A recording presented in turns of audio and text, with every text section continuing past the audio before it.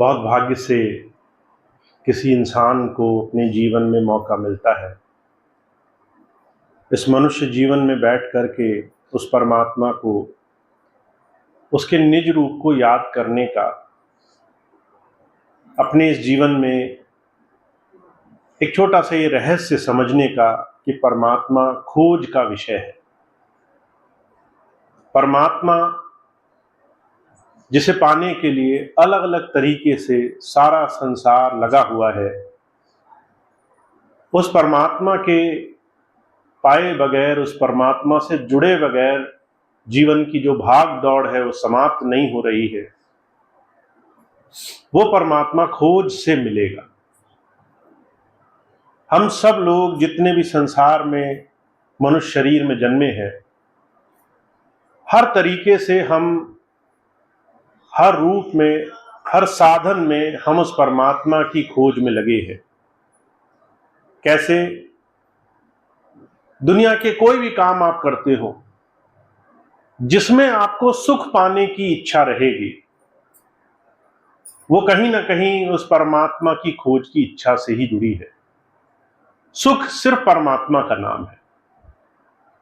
दुनिया में किसी और चीज का नाम, किसी और वस्तु, किसी और साधन का नाम सुख नहीं है।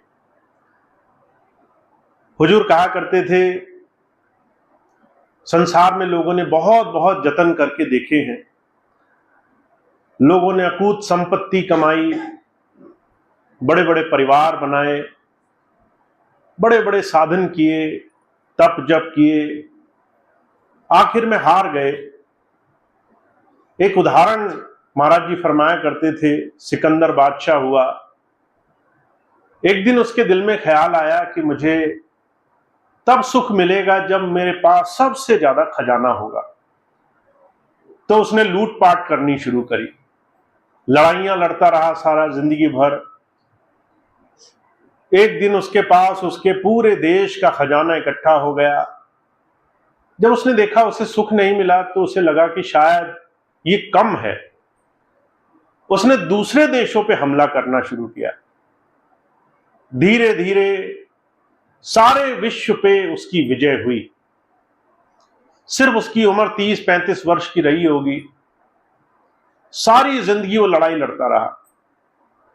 एक समय, एक उम्र ऐसी आई जब उसे इतनी कम उम्र में एक रोग लग गया, ऐसा रोग जिसका इलाज नहीं था, जिसे न वैद्य ठीक कर पाए, न हकीम, न बड़े बड़े ज्ञानी ध्यानी।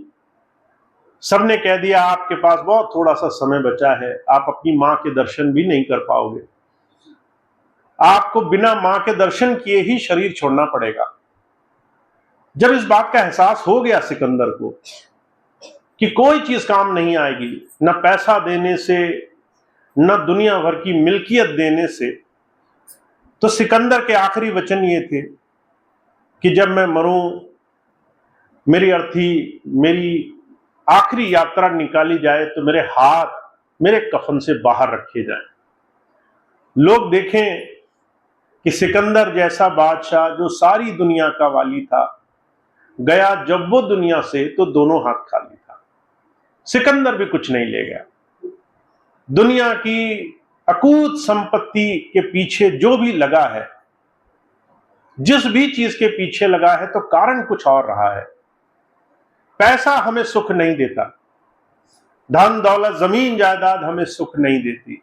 ये खोज है हमारी आत्मा की।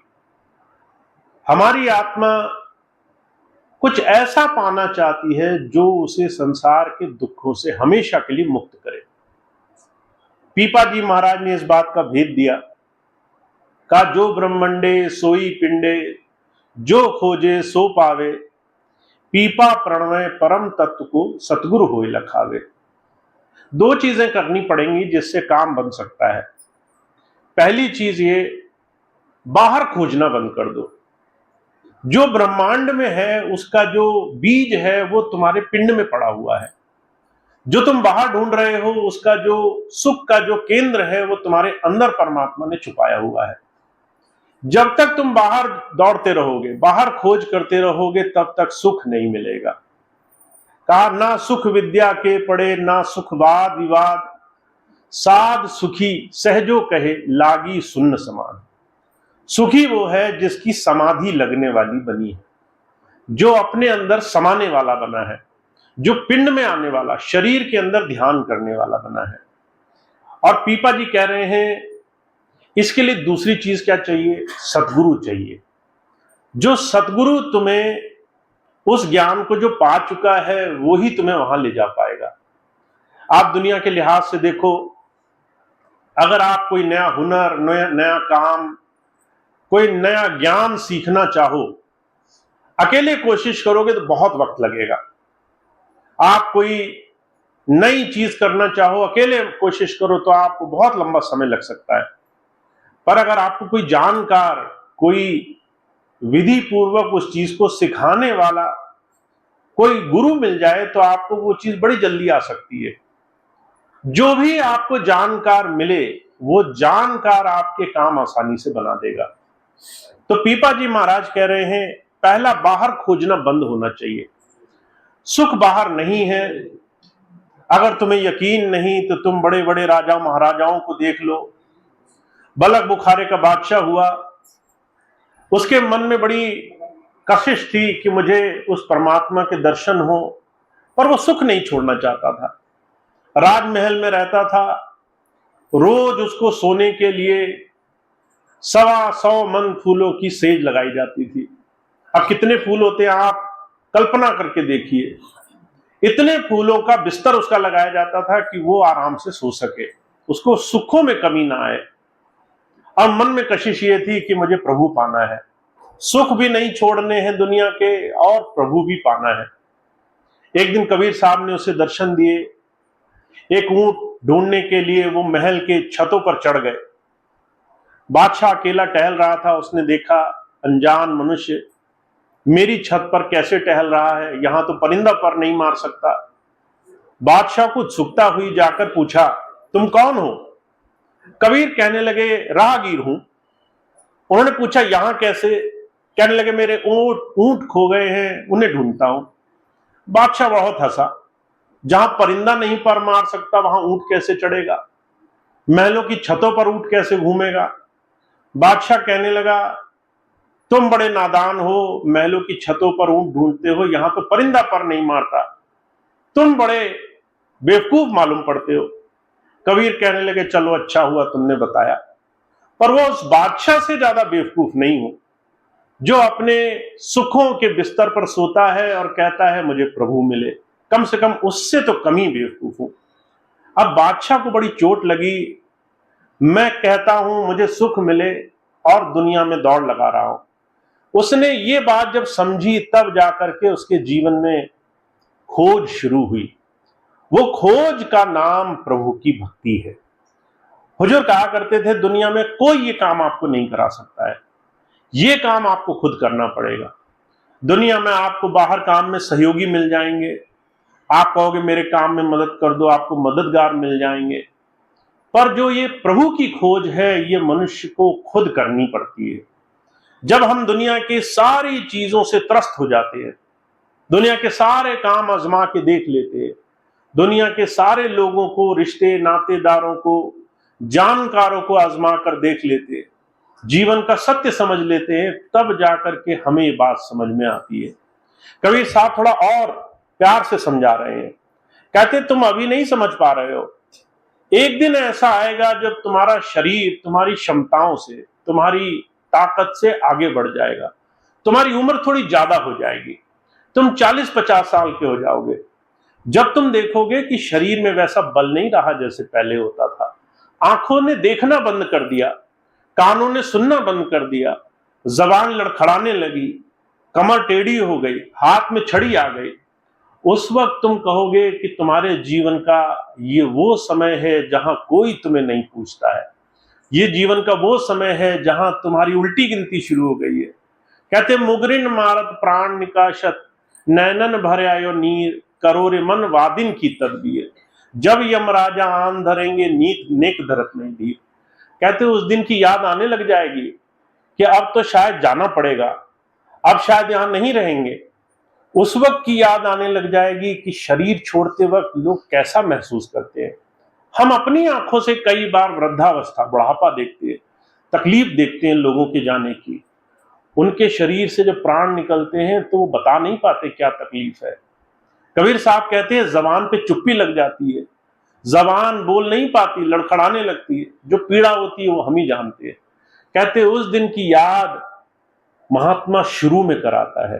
वो पीड़ा न सहनी पड़े, वो कष्ट न सहना पड़े, इसलिए पहले से ही खोज करना शुरू करो। उस खोज का नाम प्रभु भक्ति है, और वो सिर्फ सदगुरु तुम्हें कराएगा। कैसे? वो तुम्हें तुम्हारे अंदर उस हद और बेहद से तुम्हें पार ले जाने के लिए साधना सिखाएगा। साधना किसी और चीज का नाम नहीं है। आप कई बार अपने गृहस्थ में कहते होगे पूजा पाठ किया मैंने, ये साधना हुई। आप कहते होगे मैंने भगवान को तिलक लगा दिया, ये साधना हुई। मैंने भगवान को भोज खिला दिया, ये साधना हुई। आप कई बार सोचते होगे कि मैंने भगवान को याद कर लिया, ये साधना हुई। माफ करना, इन तमाम चीजों की कल्पना करके देखो, क्या प्रभु को इनकी जरूरत है? क्या आपके खिलाए बगैर उसका जीवन नहीं चलेगा? क्या आपके तिलक चंदन लगाए बगैर उसका जीवन नहीं चलेगा? क्या आपके माला पहनाए बगैर उसका जीवन नहीं चलेगा? हम जिसको साधना मानते हैं ये सिर्फ बाहर के साधन है, ये बाहर की चीजें हैं जो किसी ने भूलवश बनाई हैं। साधना कहते हैं तरीके को, साधन वो जरिया जिससे आप उस प्रभु से जुड़ सके। अभी पिछले बहुत दिनों से हम लोग एक छोटी सी, जो इस वक्त हमारे जीवन में पर्व की प्रथा चल रही है, उसके बारे में चर्चा कर रहे हैं। अभी कुछ दिन पहले दशहरा हुआ और कुछ दिन बाद दिवाली आने वाली है। दशहरा और दिवाली इस चीज का साधन हम और आप अपने जीवन को कैसा बनाएं, इस बात को दर्शा रही है। दशहरा किसे कहते हैं? जब भगवान राम ने रावण का वध किया और वध करने के बाद बुराई का अंत किया, उसका नाश किया, और उस दिन से अयोध्या वासियों ने राह तकी कि अब तो प्रभु वापस आएंगे, अब तो वनवास का समय पूरा हो गया।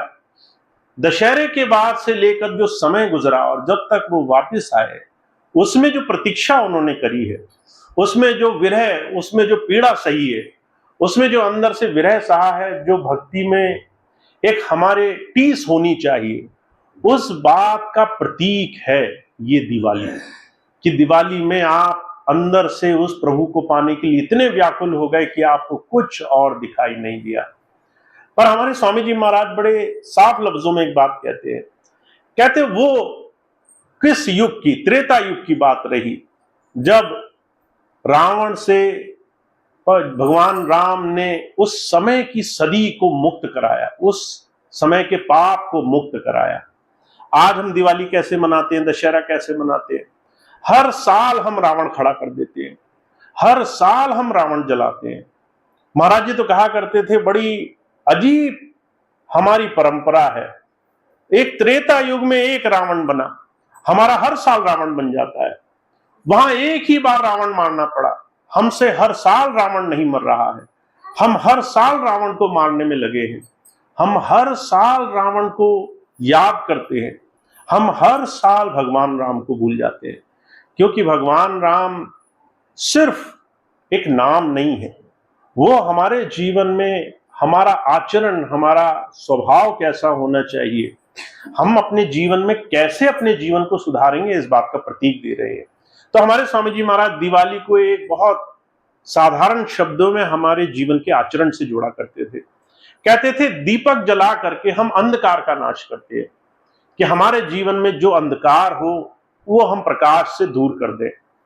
और हुजूर कहा करते थे वो अंधकार क्या है ये जाने बगैर तुम प्रकाश कहां करोगे। अगर आपके घर में 5 कमरे हों, 4 में रोशनी जली हो, तो आपको ये जानना जरूरी है कि किस कमरे में अंधेरा है। जहां अंधेरा है वहीं तो रोशनी करोगे जाकर के। अगर आपको पता ही ना हो कि किस कमरे में अंधेरा है, कहां रोशनी करनी है, तो रोशनी करने से क्या फायदा। हमारे इस जीवन में कहां अंधेरा है हमें पता होना चाहिए। पहले हमें पता होना चाहिए हम कहां फंसे हुए हैं, कहां उलझे हुए हैं, किन चीजों में हमारी मति लगी हुई है। काम में लगी है, क्रोध में लगी है, मोह से बंधे हैं, अहंकार से बंधे हैं, ईर्ष्या द्वेष से बंधे हैं, हम बुराई से बंधे हैं, हम संसार में दूसरों के तमाम बंधनों से बंधे हैं। हालांकि हालत यहां आज तक ये है, हम अगर दूसरे इंसान की सोच देख लें कि दूसरा हमारे बारे में क्या सोचता है, हम उसी बात से अपना जीवन बदल लेते हैं। हम काम ही नहीं करते क्योंकि दूसरा हमारे बारे में क्या सोचेगा, चाहे अच्छा हो या बुरा, हम कहते हैं दूसरे को ना जाने कैसा लगेगा। तो जो कहा करते थे ये विकृतियां हैं, ये अंधकार है जिसका नाश करना दिवाली एक धर्म, एक जीवन की सच्ची भक्ति हमें सिखाना चाहती है। सिर्फ पूजा करने से, सिर्फ थोड़ा आनंद खुशी मनाने से काम नहीं बनेगा। काम तब बनेगा जब हम अपना अंधकार खोज लेंगे। हमारा अंधकार हमारे अंदर की सबसे गहरी स्थिति हो सकती है। हो सकता है हम बहुत सारी चीजों में उलझन में पड़े हों, बहुत सारी चीजों में उलझ करके अपने आप को योग्य ना मानते हो। मुझे एक बेटी मिली, लखनऊ का जिक्र है, मेरे पास आई, आकर कहने लगी भैया जी नाम लिए तो बहुत समय हो गया, गुरु मंत्र ले लिया, गुरु दीक्षा ले ली, पर जो है कई बार बहुत सारे जीवन की दिनचर्या में सुबह से लेकर शाम तक हर रोज इतना काम है, इतना तनाव है, इतनी चीजें हैं, मेरे अंदर से ध्यान निकल जाता है रोज। कभी ध्यान का समय निकल गया, कभी ध्यान करने की याद नहीं रही, कभी मन नहीं किया, कभी शरीर में सामर्थ्य नहीं रहा, कभी बहुत थके हारे आए घर में, कहने लगे आज तो नहीं कर पाएंगे, तो बहुत ग्लानि होती है, दुख होता है। वो मुझे एक बात कहने लगी मैं अपने आप को अयोग्य मानती हूं, मैं अपने आप को दुर्भाग्यशाली मानती हूं कि हो सकता है भगवान ने मेरे लेखे में नाम लिखा ही ना हो, मेरे लेखे में नाम कमाना ही ना लिखा हो। मैंने कहा ये जो तुम सोचती हो तुम्हारे लेखे में नाम नहीं लिखा, ये जो तुम बार बार अपने आप को कहती हो मैं लायक नहीं हूं, मैं योग्य नहीं हूं, यही कारण है जिसकी वजह से तुम कुछ करने के लिए कदम भी नहीं उठाना चाहती।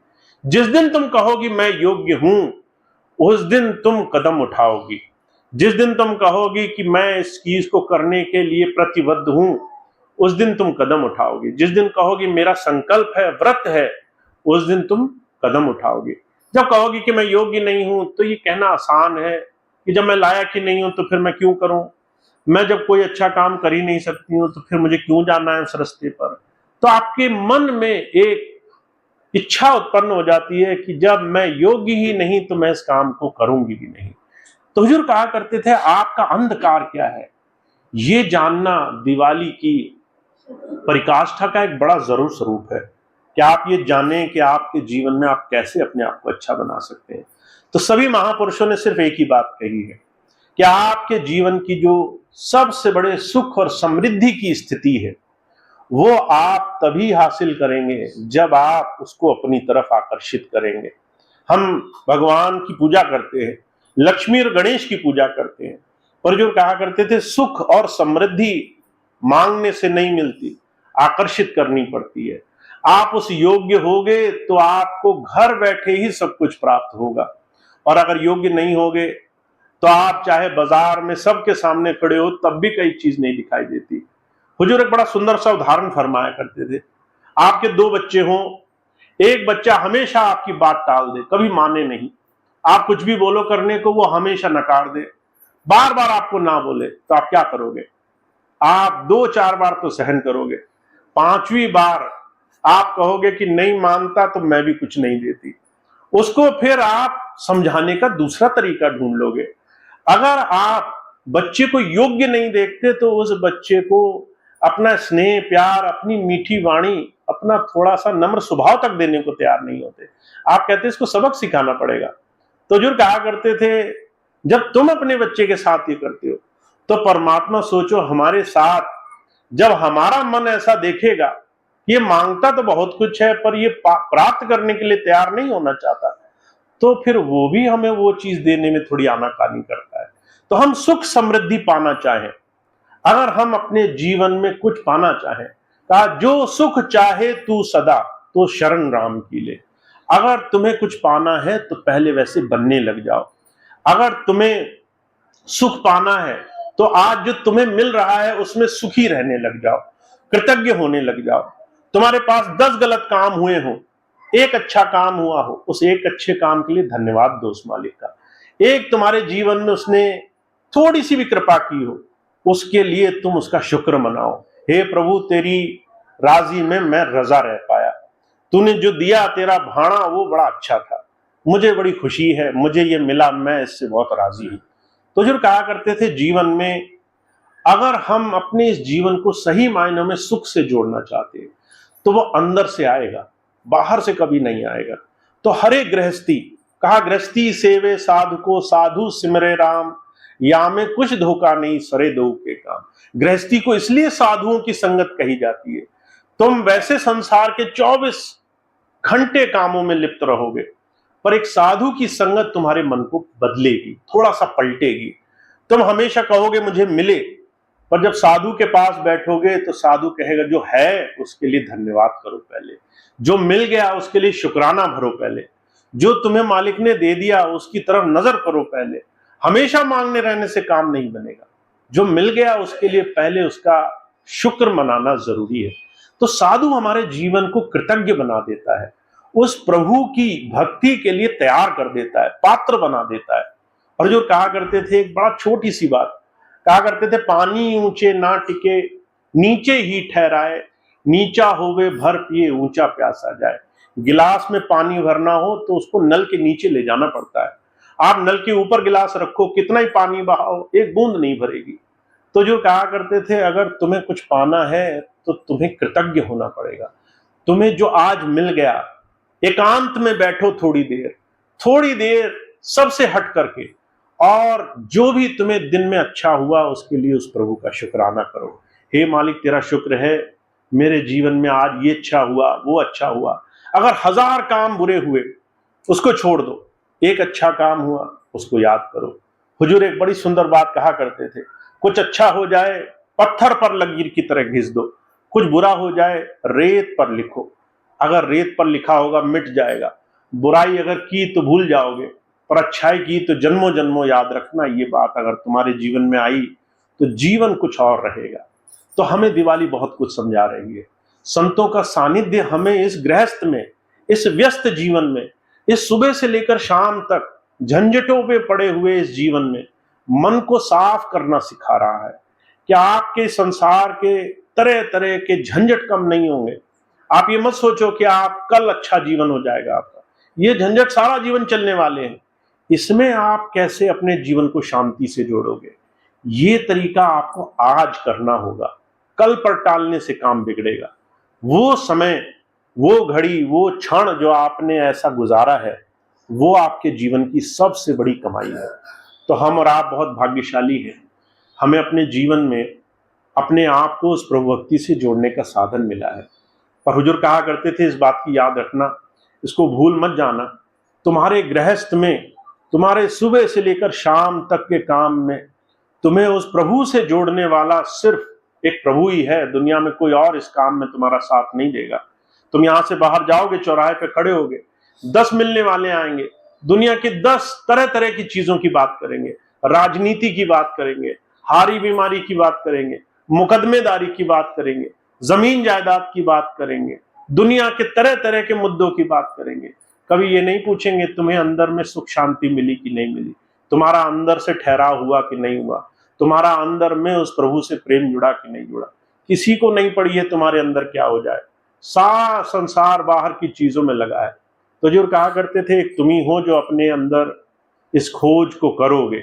दुनिया के सारे लोग सिर्फ बाहर के काम करेंगे और ऐसे कामों में लगाएंगे जो सब यहीं छोड़ करके जाना पड़ेगा। तो वो भाग्यशाली होते हैं जो विचार करते हैं, जो इस चीज को सोचते हैं और एक ऐसे मुकाम पर आते हैं कि हमें थोड़ा सा समय उस मालिक की याद में गुजारना है या नहीं गुजारना। और जब तक आप खुद नहीं लगाओगे समय, जब तक आप 1000 लोगों के मना करने के बाद खुद आपका दिल नहीं करेगा कि मैं थोड़ी देर आंख बंद करके उस मालिक को याद करूं, तब तक जीवन में हमारी पूजा भक्ति, उस मालिक को याद करना, उससे समृद्धि मांगना, उससे कहना हमारे जीवन में सुख आए, ये सब अधूरी बातें हैं। तो हमारा समय उस प्रभु की याद का सबसे बड़ा मानक है। महाराज जी कहा करते थे, अगर आप किसी से प्यार करते हो तो आप उसे समय दोगे, यही एक सीधा सा मानक है। आप बच्चों से प्यार करते हो, बच्चों के साथ खेलोगे, समय दोगे। कोई कहे मैं बच्चों से बहुत प्यार करता हूं और साल में एक बार देखने आए, तो महाराज जी कहा करते थे ना बच्चे पहचानेंगे उसे और ना आप उन्हें पहचानोगे। जब कोई किसी से प्रेम करता है तो समय ही उसका मानक है, कितना समय दे जाते हो। तो जब तुम कहते हो मुझे उस प्रभु से, सिर्फ उसी से अपना जुड़ाव है, वही मेरा जीवन सुखमय बनाएगा, तो बस समय ही उसका मानक है। आप हर रोज कितना समय उसे देते हो, आप थोड़ा सा ही दोगे उसे बहुत है। स्वामी जी महाराज ने कहा है, स्वामी शिवदयाल सिंह जी महाराज ने कहा, जब जब चोट पड़ी दुखन की, तब तब डर डर भजन की यारी, देखो दया मेहर सतगुरु की, उसी भजन को मान लिया रे। कहते तुम्हें चोट लगी, दुख हुए, परेशानी हुई, तब तुमने कहा हे मालिक, हे प्रभु। उसने उसको भी मान लिया कि चलो मेरा नाम तो आया तुम्हारे जुबान पर, वो भी गिनने को तैयार है, पर वो भी हमारे मुंह से निकलना चाहिए, वो भी याद हमारे अंदर से होनी चाहिए। तो वो उस समय को भी गिन लेता है जो हम कष्ट के कारण उसे देते हैं, अपनी तकलीफों में उसे याद करके देते हैं, वो उसे भी भजन में गिन लेता है। कहता है चलो कुछ तो किया, इसी बहाने मेरी याद तो आई। तो हुजूर कहा करते थे बस जिसका समय अपने उस प्रभु सदगुरु की याद में गुजर गया है, उसके लिए जीवन सब उस प्रभु की दया में से जुड़ जाता है। तो आप बहुत भाग्यशाली हैं, ऐसे याद और समय से अपना समय गुजारा करें। दिवाली का बड़ा सुंदर अवसर आ रहा है। दिवाली को हमारे हिंदू भाई बहनों में सबसे सुंदर पर्व माना जाता है। इस पर्व को हम बहुत अलग अलग आयाम पे मनाते हैं। परिवार इकट्ठा होता है, सभी भाई बहन सुख दुख साथ साझा करते हैं, खुशियां मनाते हैं, एक दूसरे के लिए मन में शुभ भावनाएं रखते हैं, एक दूसरे के अच्छे की कामना करते हैं, प्रभु से प्रार्थना करते हैं। नानक नाम चढ़दी कला, तेरे भाणे सरबत दा भला, कि तेरा भाणा हो जाए। हम तो चाहते हैं सभी सुखी हो जाए, सभी खुश रहे। तो आप ऐसी कामना करते हैं। ऐसी कामनाओं को आप अगर पूरा करना चाहो, आप चाहो कि मेरी हर एक मनोकामना पूरी हो, तो सबसे आसान तरीका है कि आप थोड़ा थोड़ा उसको शुक्र मनाया करो, उसकी याद किया करो, उसको धन्यवाद दिया करो, हर रोज थोड़ा थोड़ा समय उसकी याद में गुजारा करो। तो इतनी बात कह के मैं अपनी बात समाप्त करूंगा। आज का बहुत सुंदर कार्यक्रम यहाँ पर आपके साथ हुआ, आप सभी ने अपना कीमती समय दिया। अभी दिवाली का इस समय चल रहा है और दशहरे से लेकर के दिवाली तक, जब तक दिवाली आएगी तब तक हर रोज हम दिवाली के हर एक नए पहलू पर चर्चा कर रहे हैं कि कैसे दिवाली हमें बहुत कुछ सिखाती है। ये नहीं कहती मिठाई खा लो, ये नहीं कहती कि पटाखे बजा लो, ये नहीं कहती कि 2-4 दिन 2-4 लोगों से मिल लो। दिवाली बहुत कुछ सिखा रही है और ऐसी ऐसी चीजें जीवन में दे रही है जिसको अगर हमने एक लेश मात्र भी माना, कण बराबर भी उसका हमने जीवन में पालन किया, तो चमत्कार होंगे। तो उसी पर हम चर्चा कर रहे हैं पिछले कई दिनों से। कई सत्संग दिवाली के अलग अलग पहलुओं पर, अलग अलग विषयों पर चर्चा करते हुए गुजर रहे हैं। दिवाली तक ये कार्यक्रम चलेगा। कैसे भगवान अपने समय काल में बहुत कुछ सिखा गए। तो आप उस चीज को अगर जानना चाहें तो आप सत्संग से जुड़ते रहें। कई दिनों के सत्संग हैं, आज कल आगे आने वाले दिन हर दिन सत्संग की क्रिया चलेगी। तो जो भी भाई बहन आज यहाँ आए हैं, बहुत धन्यवाद के पात्र हैं। आज के अलावा भी जो दिवाली तक के और दूसरे सत्संग कार्यक्रम से जुड़े देखना चाहते हैं, वो घर बैठे भी देख सकते हैं। उनके लिए आसान सुविधा है, उनको हर रोज का सत्संग घर बैठे मिल जाएगा। अगर वो ऑनलाइन कैसे सत्संग सुना जाता है, वो एक जरिया अपने आप में सीख लें। तो जो भाई बहन वो देखना चाहते हैं, वो पीछे हमारे कुछ भाई बहन हैं, वो उसके बारे में जानकारी दे देंगे, आप उससे जुड़ करके लाभ उठा सकते हैं।